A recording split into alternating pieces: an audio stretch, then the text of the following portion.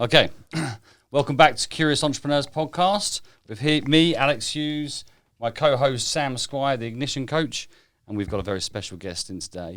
I'm a little bit obsessed with this lady after meeting her at Ideas Fest and going for a random walk around the we stalls. Did laps. We did a lap. We literally just did laps after I think about 10 people told me that we needed to meet. The whole 2 days was like, well, you need to speak to Alex or you need to speak to Dani. Yeah, exactly. And well, we're here now, so it's about time, really, isn't it? So yeah, we'll allow Dani to introduce herself, but Sam, do you want to get us kicked off? So yeah, it's been a privilege to get to know you as well. So I'll ask you this question and then I'll feel free to intro. What are you curious about for 2023? Oh, I'm curious about so much for 2023 because right now feels really exciting. So do I need to introduce myself? I feel like I put it all in. Put it all in. So I am Dani Wallace. I am the Queen Bee, which is a ridiculously audacious statement to make. And I'm quite aware that it's a ridiculously audacious statement to make because my MO is helping people take up space in the world where they might not have done ordinarily. So in my muggle job, my muggle business, which is far from a muggle business, I'm a public speaking coach. And what I found was in building a business that is deeply centred in kindness and community and taking up space, that it really lent itself to my long-term lifetime ambition of creating my CIC, which is the Fly Anyway Foundation. So I help people to speak in my muggle job, but actually in my CIC, the Fly Anyway Foundation, I help people who've experienced domestic abuse build businesses because I found myself in a position 12 years ago where I was homeless. I'd experienced generational domestic abuse, intimate partner domestic abuse, and business actually saved my life. Entrepreneurialism saved my life. So everything I do is kind of centered around that. So I'm really curious to see how I can take that concept of allowing businesses to rise up, show up, wise up and rise up and take back their power. Because as somebody who's experienced domestic abuse, I was completely unemployable. So seeing if that people out there, if that's actually a thing, is it a thing that if you've got barriers to employment, there's not necessarily barriers to being successful? Yeah, so that's where the entrepreneurship comes in at the right time. And you've got this, something that I've seen in the work that we've done and my own experiences, that's all energy. Whether it's positive energy, negative energy, it's all energy. And if there's a word I could probably put around you, that would probably be energy. I'm keen and curious to understand, if you don't mind, just taking us back a little bit and only to share what you're happy to share. I share. Oh, I'm a massive oversharer. Well, good. Well, then overshare with us. Get comfy. It'd just be really helpful for us to understand where you come from to help us understand where you're going. So, if you wouldn't mind just sharing some of that, where you were before and how you came across entrepreneurship, because I usually find in this conversation that actually you don't quite recognise entrepreneurship as what you see it as now. How did you find entrepreneurship? How did it save your life? And did you know it was entrepreneurship then? Not till later on, actually. That's a really, really good question. So I grew up on the council estates of Preston, where within my community, the vibe of where I grew up was you have to work really incredibly hard for not a lot of output.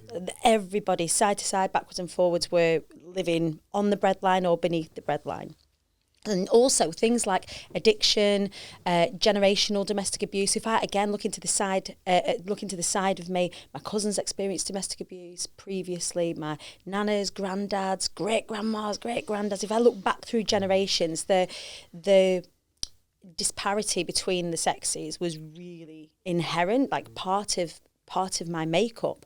So, as the youngest of lots of cousins, I actually have one sibling, but our house is like a revolving door of people coming to stay with us. So even though our house was quite chaotic, it was the least chaotic of all of the aunties and uncles. So Mum had lots of siblings and lots of kids, and they would come to stay with us, and Mum would kind of like nurse them back to health and send them back off out into the world. And this really sort of inherent caring, I think, is something that both me and my sister have got from her.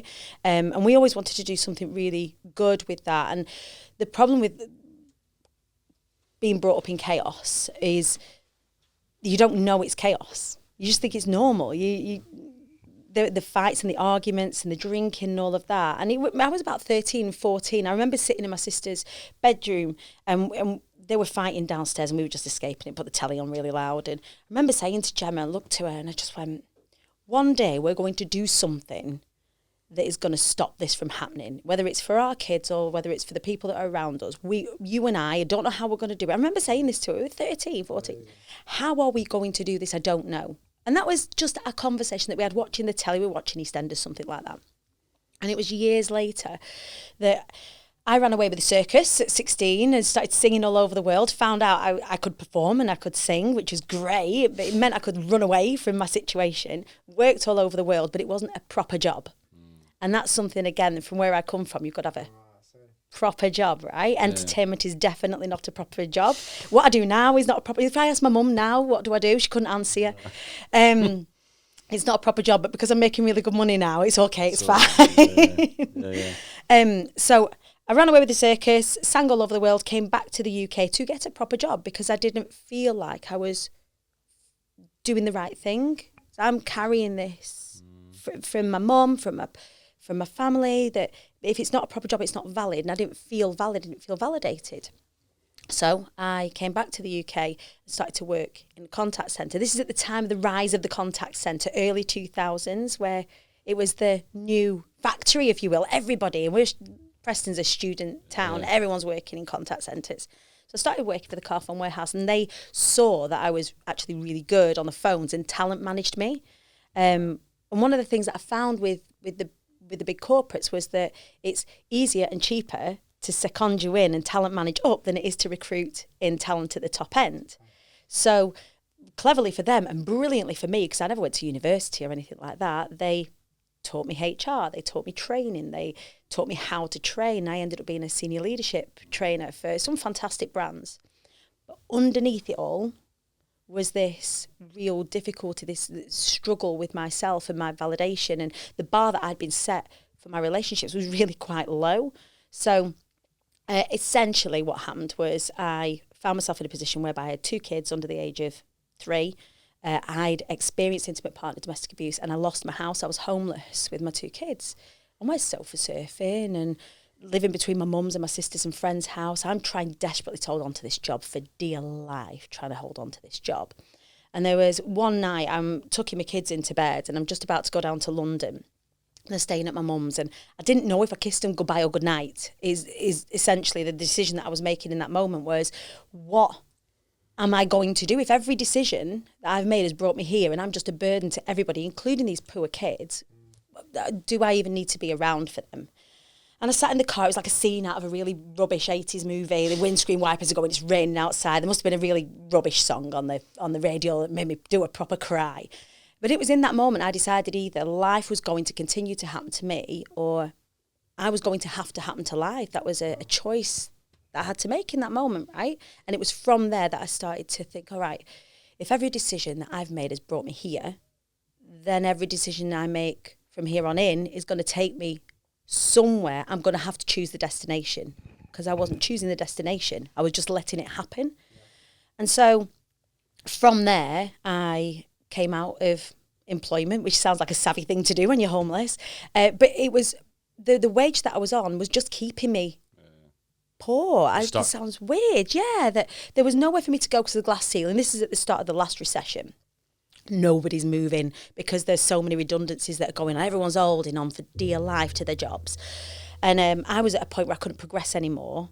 And I had this, I was a singer. That was my job. I wanted to perform. And I thought, well, actually, I can keep my income low and get tax credits by moving into gig economy far before it became a real thing. You know, if we look at like Uber now and people working in Deliveroo, this whole like gig economy, I was actually gigging in my own little gig economy. And I started to ask for help. And I started to reach out to the people around me and say, actually, this is the situation I'm in, because I didn't tell anybody. Proud. Validation was holding you back. Exactly. I wanted to be seen to be doing well. And I was the one that had bought a house and I was the one that had got a really dead good job. And I'd kind of broke out and then I'd lost everything. I didn't want to tell anybody about that.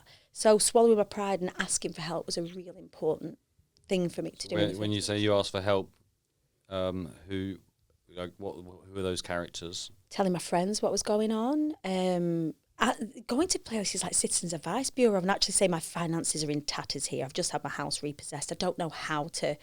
I don't know where to live. I don't know how to get hold of a house. It's a real practical. Yeah, I just didn't know, and I was so scared and so frozen in my situation.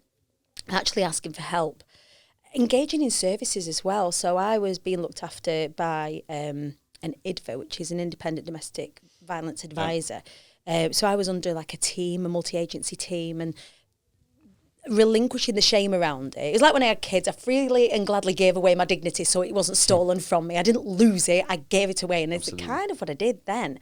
So we started to build things up, but found a house to live in, started to, pay the rent, started to, gig, found a lovely relationship with my now husband. And we were watching the film, the B movie, years later. And there's this quote at the beginning of the B movie, and it goes, aerodynamically, bees shouldn't, I'm paraphrasing, bees shouldn't be able to fly. Their fat little bodies should not get off the ground via their little wings, but the bee doesn't care what humans think is impossible. The bee flies anyway. I clutched my pearls. I was like, bloody hell, that's exactly what I'm doing. I'm flying anyway. And the seed for the Flying Away Foundation was sown within that. I was saying I was an oversharer. So I would do these gigs, but I'd go live. I'd put my phone on the dashboard and put my makeup on and get ready for my gigs and tell people about what I was going to be getting up to and my dreams and plans. I was going to write a book and I was going to create a community. I was going to put events on. I'm going to be a motivational speaker because I'm a survivor and all of this. But actually, I just started to do it and then learned how to monetize it and learn how to create. And the Flying Away Foundation I could only create once I'd created safety, security, stability within my business. Yeah. And actually business saved my life either through working for myself and taking back that power, asking for help, understanding what my gaps were, and then started to fill it, with an accountant, for example, because your girl isn't a details person. I'm on the big ideas. Mm-hmm.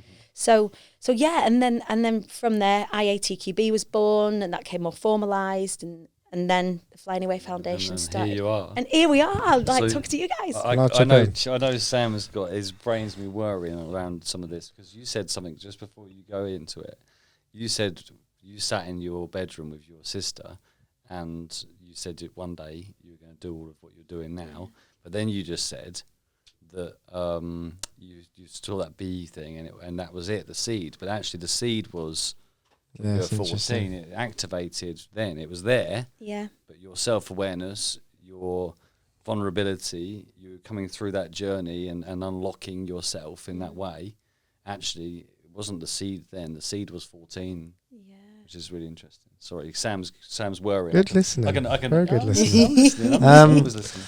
No, from what you've said so far, I'm interested. You spoke about generations and the same habits that we can adopt from people, because that's all we've ever seen. So during that period, what practice helped you break that generational chain the most? I think first of all, it was recognising that what was happening to us wasn't normal. I think that was, it was seeing, if I was to look at my friends, were they experiencing this? Well, no. Could I have my friends come and stop over? Well, no. Could I go and stay at a friend's house? Well, yeah. Because my dad, we didn't know what kind of dad we were going to get that evening, so I didn't want to, they would never have been in any danger, but I just didn't want them to see it. He was very sloppy. It wasn't very nice food. I wasn't very proud of that particular situation. And then once I realised that it wasn't normal, what I was experiencing wasn't normal, then I just started to watch. I just started to look, what's happening? Do I want to bring my children up around fighting all the time? It's a really scary thought as well, because I'm quite like my dad. My dad's very vivacious. He's a master networker. If I look at what he did in his work life, on the surface, he was considered a very good man. He did a lot for local party politics. He was leader of the Lib Dems. He did all sorts of stuff on the surface. And then underneath, there was this duality going on. And I found that in my late teens, early 20s, there was this duality going on not that I was replicating his behaviour, but there was this underneath was in chaos, and on top was I was perceived as being very successful and all of this. And actually underneath it wasn't the case at all. I was holding on for dear life, and I sort of recognised it's that self-awareness that that oncoming train of generations was railroading.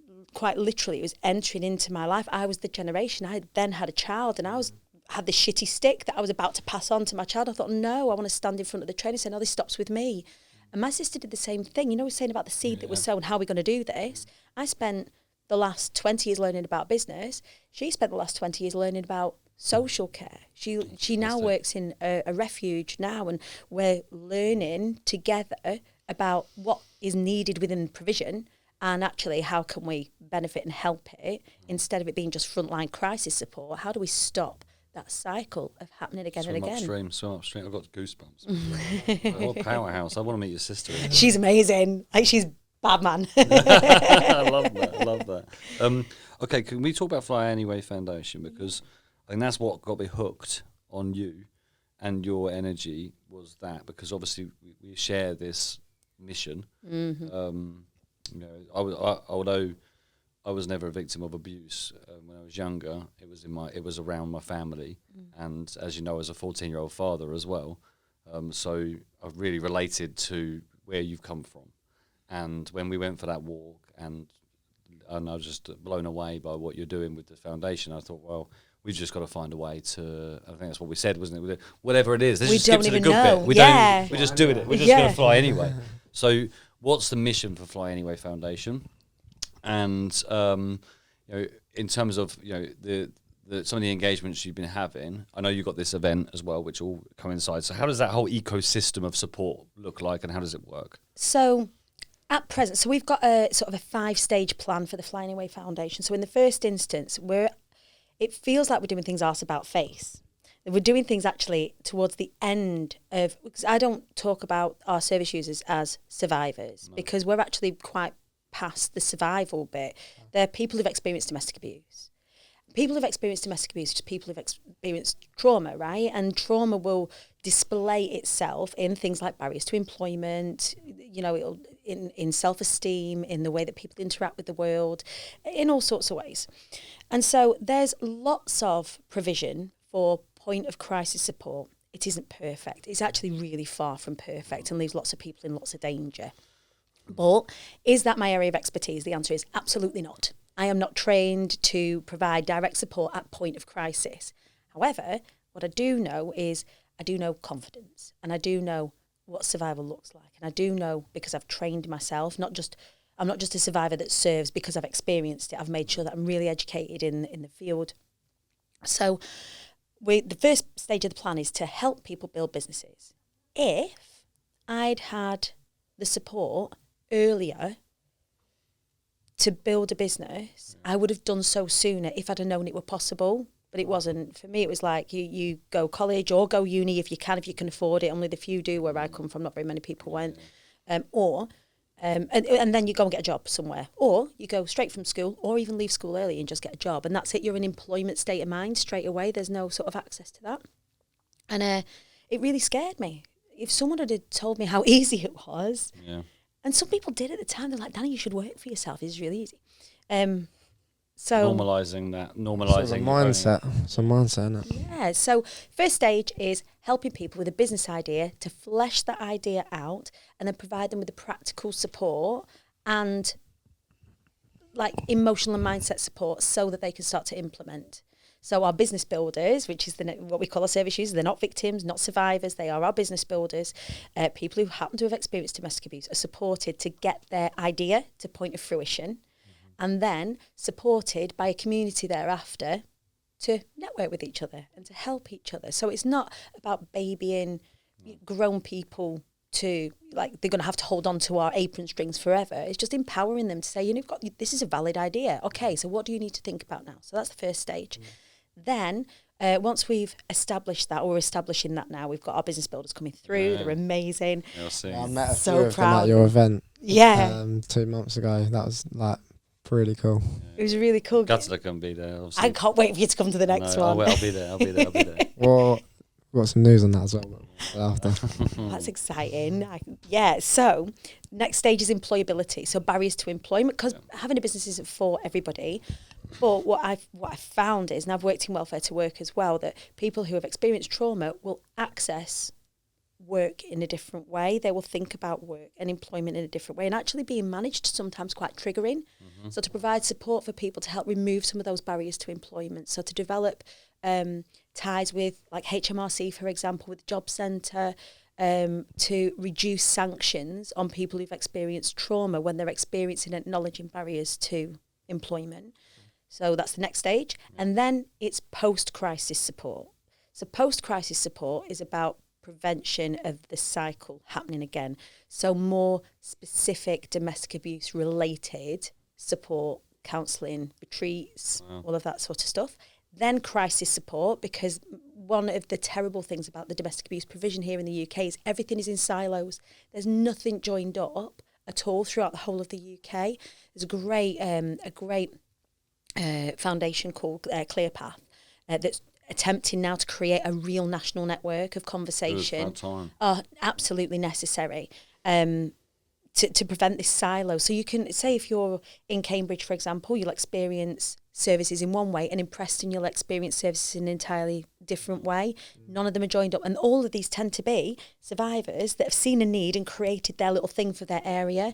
So there's a big piece of work that needs to be done to bring all that together. And then that's post-crisis support, then crisis support, and then we want to open a national refuge network.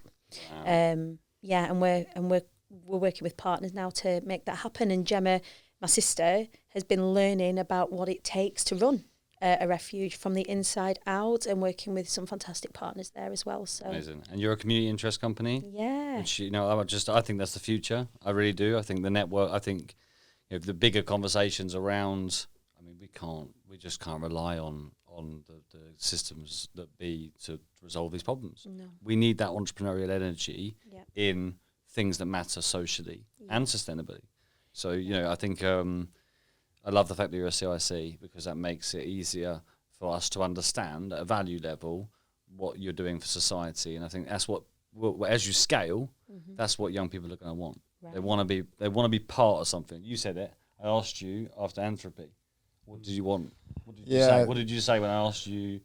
Well, I want action, but like from the conversations I have with young people on a daily basis, all they want to see is action. And from my experience with working with probably maybe over 2,500 young people, is that they only care when you care about them, and they don't care about anything else. Like, they don't care about job titles, they don't care about what you're wearing. Like, that's all they care about, and that followed by action is just like they'll just gravitate. It's amazing.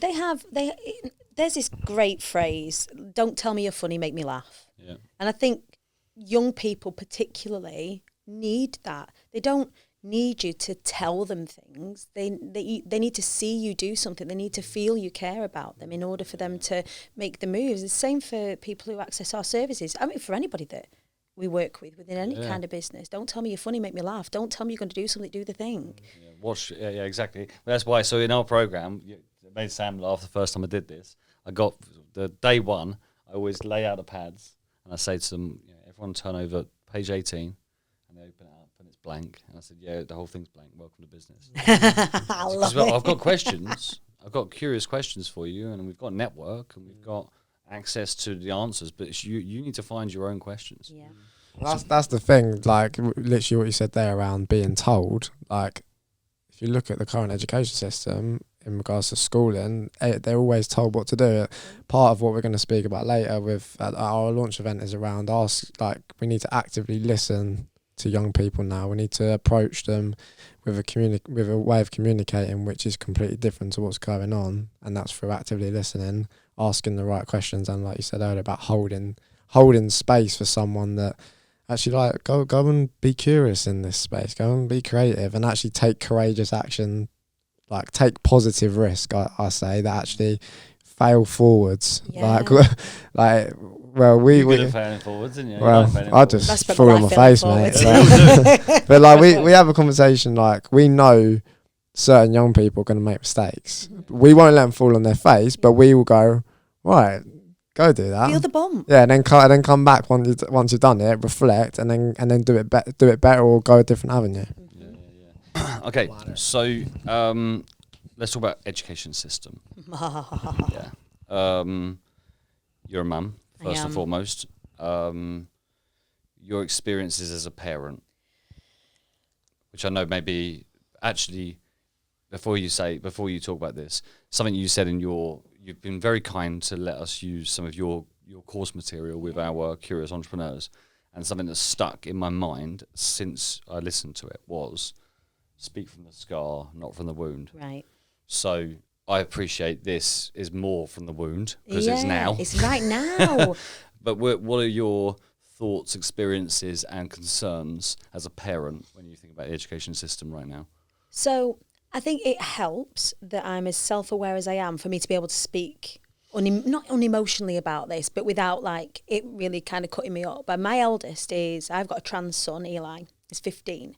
And I didn't realise, because of my own inherent ableism, didn't realise that he was on the autism spectrum. I should have realised it a long time ago. I should have realised it when he was in reception and they were having story time and he went over and didn't know how to engage with the group, so just stood on the outside and hopped until somebody paid attention to him. Like, if I look back, I can hit myself for the amount that I, didn't realise or recognise, right? But under the lens of COVID and being in the sort of under the microscope with each other for that amount of time, I realised that actually, no, he's on some sort of ASD, going on ADHD. So we're going through a process at the moment whereby he's neurodivergent. He's obviously neurodivergent. The more I look at it, the more I see, oh my goodness. His teachers have got very, very little access to understanding what support neurodivergent kids really require. So the education system is judging my son's ability to swim when he is indeed a land animal. So, like, it's, talking about judging an elephant's ability to fly, right? Yeah. He's an incredible, empathic, vocationally learning, auditory, the boy remembers song lyrics for fun. Like, you can ask him any song and he remembers song lyrics for fun. I didn't realise until I played karaoke one Christmas with him that he actually knew all of the songs, like even songs that I didn't know when I'm a singer. Like, my back catalogue is huge. Amazing. Like, so the frustration that teachers have had with him all the way through the years have been, he's got so much potential, but he just can't focus. He's got so much potential, and it's always been to his detriment. So with the education system, he's a trans boy in a girls' school because I chose dead wisely. They've actually been all right about it, but their lack of understanding in terms of inclusivity, in terms of what the trans landscape looks like, and the LGBTQ plus landscape looks like, means that I'm having to be 5 steps ahead in my education to come back and educate them. And I don't think that that's good enough. So not only are they struggling with neurodivergent children, and I think there are more neurodivergent children because there's a narrow middle. Yes. Like, if we look at normal, it's actually the box that the education system expects our children to fit in is a very small box, and then we spend the rest of their lives telling them to think outside the box. That's great. Like, what? It's hilarious, get in this it? box for 16 years. So my frustration is the schools are so data and information driven now on their performance that they've lost their heart for the kids. And it's awful having friends that are teachers, being friends with some of the teachers. I was going to say, teachers are, that's not the issue. No, they're humans. Humans are wonderful. Yeah, and they want their kids at school to do well, and they're rooting for their kids, but the lack of education for and support for these teachers in order to help the numbers that are being forced upon these teachers, so that they, you've got one teacher per sometimes 35, 40 children in some instances. How does that scale? Like, because if you look at the care at like under 5 years old, there's all these restrictions, which is a massive problem for parents for childcare, because childcare costs, because you've got to have one adult to every 3 Yeah. young people when they're under 1 or 2, and then it's don't quote me on it, but maybe it's 4 after that. But then how does it scale from they need that attention to 35 in a room with all different backgrounds, the culture differences, let different alone any other different. And obviously more there's that vulnerability of the more life experience you have, the more you're going to be other external experiences that I've found with working with young people. And actually, when you reflect on it, there's so much that's out of our control. Yeah. I'm not. I didn't choose my name. I didn't choose what country I was born in. I didn't choose where I grew up. Didn't choose my family. Yeah. And that's just when you come into the world. Yeah. Do you know what I mean? But keep up. Forget what's happening outside there.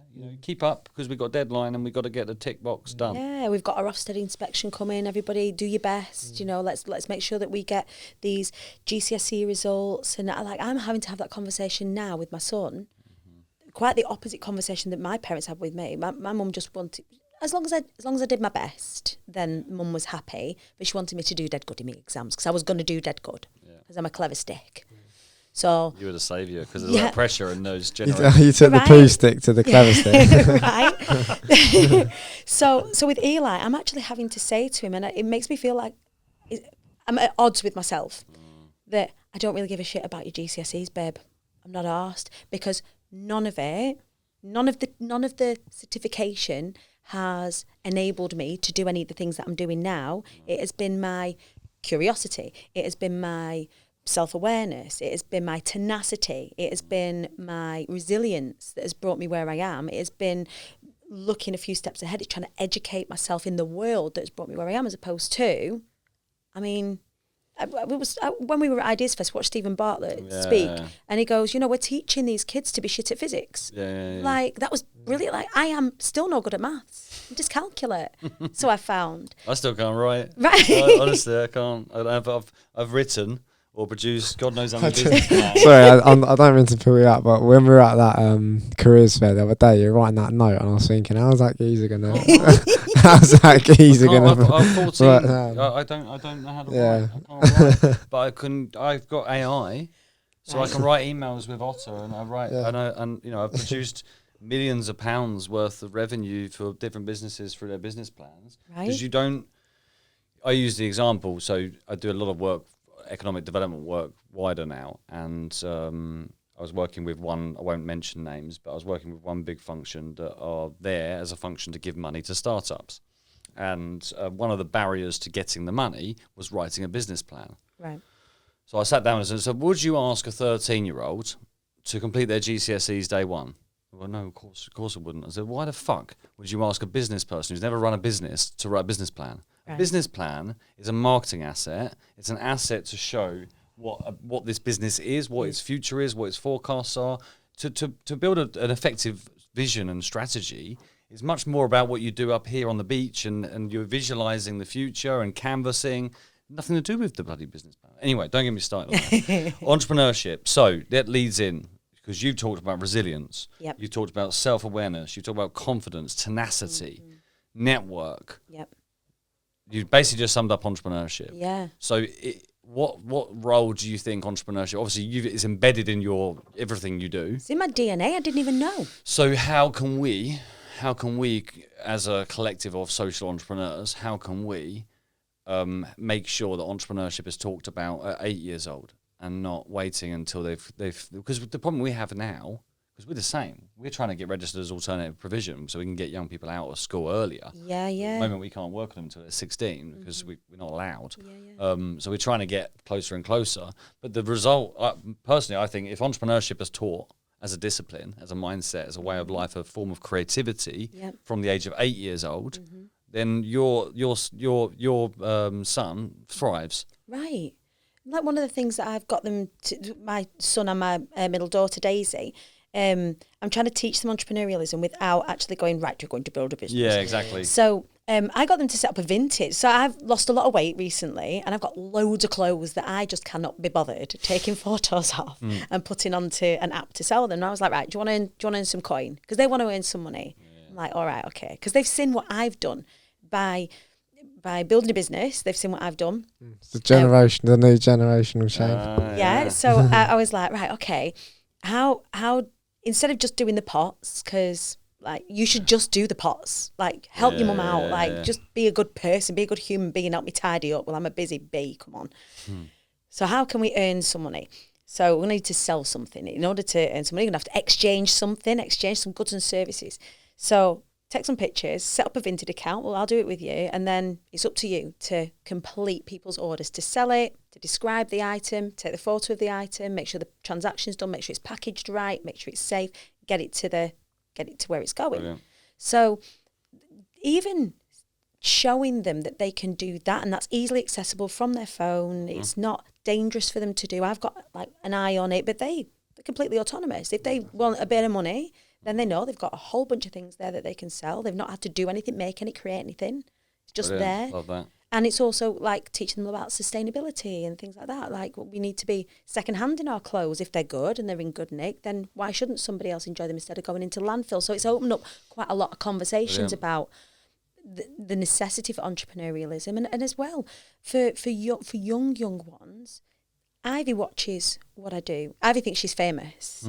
So I've seen Ivy. She is famous, by the way. So Ivy, you're famous. We love you. She's 7 years old and has seen me go live and share amazing. From when I was really young. So now she comes onto my lives and she's like waving at everybody, blowing them kisses. Actually, she's looking at herself. But she realises the need to network and the need to audience build in order to, if you've got something to say, you need people out there listening and watching. So for us as a collective, mate, I turn up at the opening of an envelope, honestly, to talk about these things. And I know you guys do too. I think that's one of the reasons why we connect so well, is that we love an event. Yeah. But just any chance to get it out there. Yeah, any opportunity to say yes and be curious about something. Yeah, nice. So and by doing not know how it's going to go. You do learn. If you get no, your resilience builds. It's a win-win, right? It's just like, I think going to what you said there, like you've probably said yes to things that you don't know what's going to happen and sold things that's going to happen. But I think what you said earlier about, and the thing I'll come on to last, I've got a question to finish, but that 13-year-old self, it was almost like a knowing in the unknown, and I think that's quite cool place to be, isn't it? Yeah, it was really deep rooted. That really deep rooted. Like I just knew, and I think that how do we? And this is an interesting one. How do we teach our kids to know? Like that, because that's what confidence is. People think that confidence is being jazz hands and being extrovert. Actually, introversion and extroversion is just where you get your energy from. Well, what about confidence? Is just knowing, like knowing how to tie your shoelaces. I didn't know how to do it. I wasn't confident doing it. Now I do it all the time. I think that's where for me, that is part of the mission of redefining entrepreneurship. Entrepreneurship isn't just about being the entrepreneur; it's about thinking like one. There's a great quote which I'm definitely going to forget who said it now. And he said, we don't all need to be an entrepreneur, but at some point you're going to have to act like one. Right. And we all and industry needs it. Yeah. I go around. I speak to senior leaders all around the UK.